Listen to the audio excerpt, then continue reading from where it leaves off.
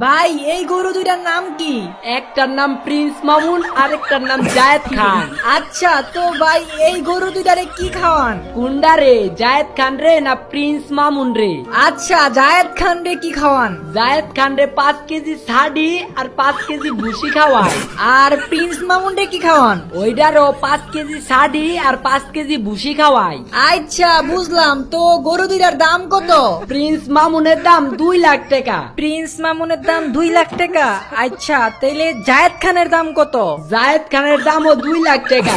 আচ্ছা ভাই এই গরু দুইটা কত মন হইব? প্রিন্স মামুনের 8 মন হইব।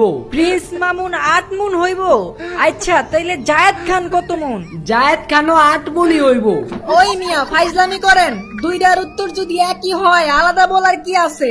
মানে জায়েদ খান আমার গরু, তাইলে প্রিন্স মামুন কার গরু? ওইটাও আমার গরুই।